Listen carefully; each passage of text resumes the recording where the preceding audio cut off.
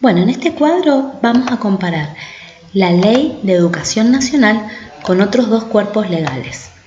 La Ley Federal de Educación y la Ley 1420 que la vimos en el módulo anterior. En el módulo anterior también estuvimos trabajando sobre la relación entre educación y política y aprendimos que es muy difícil desvincular la relación de la educación con la política. Por lo tanto, distintos modelos de Estado van a dar como resultado distintos cuerpos legales, ya que las decisiones educativas, pedagógicas que se tomen en cada momento histórico y en cada modelo de Estado van a ser diferentes. Así, por ejemplo, el rol del Estado en el contexto de la 1420 es un rol muy presente, ya que estamos en un país donde existe una necesidad de homogeneizar a una población que está compuesta por muchísimos inmigrantes, ¿no? De poner ese sello de ciudadanía nacional. Me parece acá muy ejemplificador del espíritu de la Ley 1420 la frase de Beatriz Arlo, citado por Pablo Pinot en el texto de la educación como derecho, que dice: vení a la escuela, acá está tu pupitre, este es tu libro de lectura, acá está tu maestro formado, en este lugar te vamos a enseñar a leer y escribir, para que seas un ciudadano, para que progreses, mejores y decidas los destinos del país. Pero para eso debes dejar de lado todo lo que sos afuera de la escuela. Tenés que someterte a la operación de extirpación de todas tus marcas sociales y culturales. Bueno, es fuerte la frase, pero bastante ejemplificadora de esta idea de educación como derecho, por supuesto, pero un derecho más bien parecido a una imposición, a una obligación, ¿no? Estamos frente a un modelo pedagógico didáctico tradicional, con fuerte hincapié en la transmisión y en la reproducción del conocimiento. En contraposición a este rol del Estado, en un modelo neoliberal de los años 90, vamos a tener un Estado que cumple un rol subsidiario. ¿Bien? ¿Qué quiere decir esto? Que el Estado se retira y pasa a cumplir un rol subsidiario. No es principal, un Estado docente como teníamos en la Ley 1420.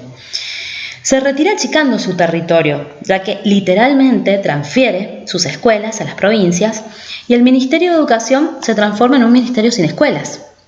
Esta situación, que busca mayores niveles de descentralización, impacta fuertemente en la calidad de educación y en la igualdad en relación al servicio educativo, porque no todas las provincias tienen o disponen del mismo presupuesto para la educación.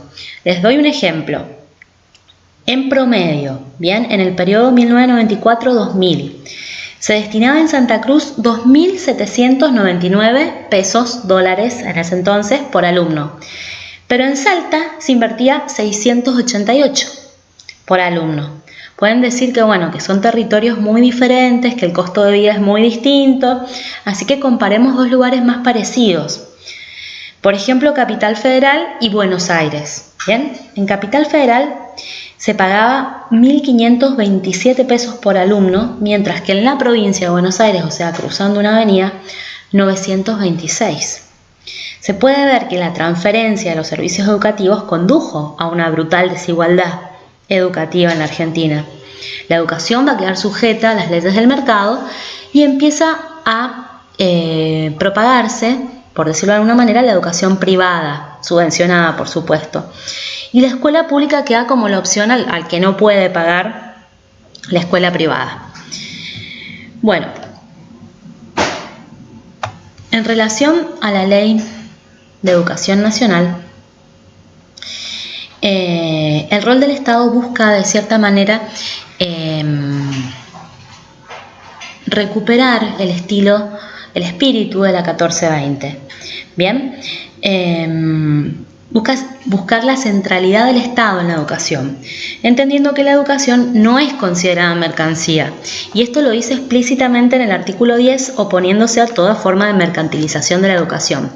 Es decir, si la educación es un derecho, tiene que ser un derecho para todos, no solo para el que los pueda pagar. De esta forma, vamos a ver cuáles son los principios generales. Acá podemos ver los conceptos de educación, que es lo que hemos estado trabajando recién. Vamos a ver los principios generales de estos cuerpos legales. Bueno, la 1420, la universalidad, la homogeneidad, en relación a lo que les decía del sello nacional, la igualdad de oportunidades. Recuerden que es la ley de mi hijo el doctor. La construcción de ciudadanía, laicidad, que lo hemos visto, en relación al debate de la 1420.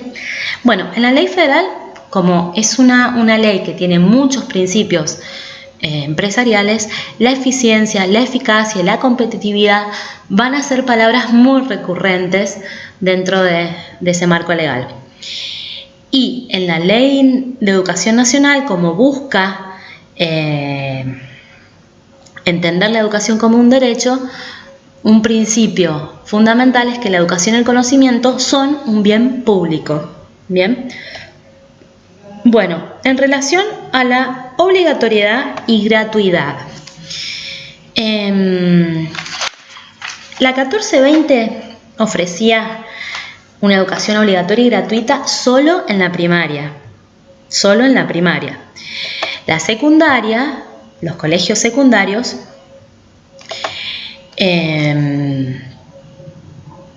solo se brindaba educación gratuita en colegios como el Colegio Nacional, pero eran colegios de élite, no era tan fácil ingresar. Bueno, tenemos las escuelas normales, las escuelas de comercio, no hay tanta población al principio, no después, de colegios secundarios. En relación a la universidad, recién en 1948 se van a eliminar todos los aranceles universitarios y se puede decir que la educación universitaria es gratuita. En la Ley Federal de Educación es importante destacar que se aumenta la obligatoriedad a 10 años de escolaridad obligatoria, es decir, desde la sala de 5 hasta noveno. Bien, esta medida impactó en el crecimiento de la matrícula, especialmente a nivel secundario. Bien, entre el 99 y el 2002 creció un 10%. Sin embargo, la masificación de la escuela media, de la escuela secundaria, no fue ajena al fenómeno de fragmentación social que experimentó el país en ese momento, y cada vez se hicieron más evidentes los problemas de repitencia, deserción, baja calidad de los aprendizajes. En relación a la universalidad, se prolonga en este periodo la Ley de Educación Superior, que abre la posibilidad de un arancelamiento encubierto. Eso todavía, no sé si llegaron a ver el video, van a ver un video muy especial que lo explica bastante bien. Además de que se habla de ciertos factores que pueden permitir que las universidades arancelen ciertos servicios, en el texto, en las 30 hojas del texto, no se menciona en sus 30 páginas la palabra gratuidad. Bien, en relación a la LEN, acá la obligatoriedad va a avanzar a todo el nivel secundario. Se extiende la obligatoriedad primaria y secundaria, y con respecto a la gratuidad de la universidad, no se va a modificar la LES, la Ley de Educación Superior, pero se va a presentar un proyecto que va a ser aprobado en el 2015, que expresa literalmente la palabra gratuidad de la educación superior y el ingreso irrestricto. Ahora vamos a ver un poquito el tema de los modelos de gestión, que ya cuando hablamos de transferencia de servicios educativos, hemos hablado un poco de los modelos de gestión. ¿Por qué?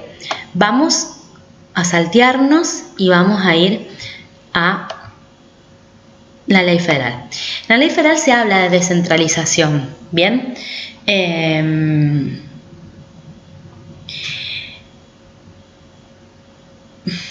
Con esto queremos decir que se intenta avanzar a un modelo descentralizado, respetando las jurisdicciones provinciales, bien, pero esa descentralización tuvo intereses también económicos y políticos. Por eso no se valora en el sentido del sistema educativo. Tuvo otras consecuencias peores. Bueno, sabemos perfectamente que en la 1420 el modelo es centralizado, pero centralizado básicamente en los consejos de educación, en la postura del supervisor, del inspector, ¿bien? Recuerden que en el texto de la 1420 se intenta dar como un corte de descentralización, pero con la figura de los supervisores y los inspectores nacionales, bueno, se convierte en un modelo sumamente centralizado, perdón. En relación a la Ley de Educación Nacional, tenemos aquí un modelo descentralizado, pero con centralización curricular. ¿Qué quiere decir esto? Que se va a respetar este modelo de gestión anterior de la ley federal, se va a mantener en la ley, pero con centralización curricular. ¿Para qué? Para garantizar cierto piso de justicia curricular. ¿Bien? Bueno, el tema del financiamiento, ya estuvimos hablando un poco, sobre todo el tema de el retiro del Estado Nacional en relación a la igualdad educativa en la ley federal, y en la ley, más precisamente, en la ley de financiamiento educativo 26.075, se establece destinar para la educación el 6% del PBI. La estructura del sistema es de 7 años en la ley 1420 la primaria, 5 o 6 años, depende si es escuela técnica, la escuela secundaria, y 5 años de universidad. Tenemos en la Ley Federal de Educación el nivel inicial, bien, se nombra el nivel inicial, que es de los 6 meses hasta los 5 años, la EGB, que son 9 años, el polimodal, que son 3 años, y la educación superior universitaria, 4, 5 y 6 años, y la no universitaria, 3 y 4.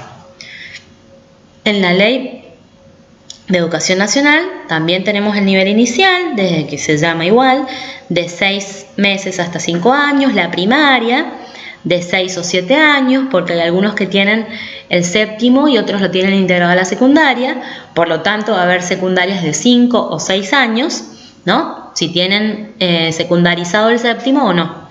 Y la superior universitaria de 4, de 5, de 6, y la no universitaria de 4 años. ¿Cuáles son los efectos de estos cuerpos legales? ¿No? Como para ir cerrando un poco este análisis. En relación a la ley 1420 tenemos la universalización de la educación, que eso lo vimos en el módulo anterior, la movilidad social, esto que hablábamos de mi hijo el doctor, el logro de importantes tasas de escolarización en el territorio nacional, más del 90% hasta 1990. Tenemos tasas de escolarización primaria muy altas en la región. Y bueno, un sistema educativo unificado e igualitario, hasta cierto punto, ¿bien? Unificado, ya lo hemos analizado en el módulo anterior, hasta cierto punto.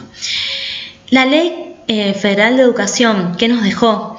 Bueno, una pérdida de la unidad del sistema, circuitos diferenciados de educación, más allá de las diferencias de presupuestos que hacen diferencias en los servicios educativos entre las provincias. También hay provincias que no aceptaron la ley federal, entonces se mantuvieron con currículas diferentes. Entonces eso da a circuitos diferenciados y obviamente una fragmentación educativa. Pérdida de prestigio de la escuela pública, expansión cuantitativa del sector privado, colegios de enseñanza media, universidades, escuelas primarias. Bueno, en relación a la Ley de Educación Nacional vamos a ver una fuerte inversión en la construcción de escuelas primarias y secundarias, un intento de unificar el salario docente y una reforma de la formación de los docentes, una disminución de la brecha tecnológica con el Conectar Igualdad y un aumento en la matrícula de la escuela secundaria y bueno, el egreso efectivo del nivel medio seguirá siendo un desafío.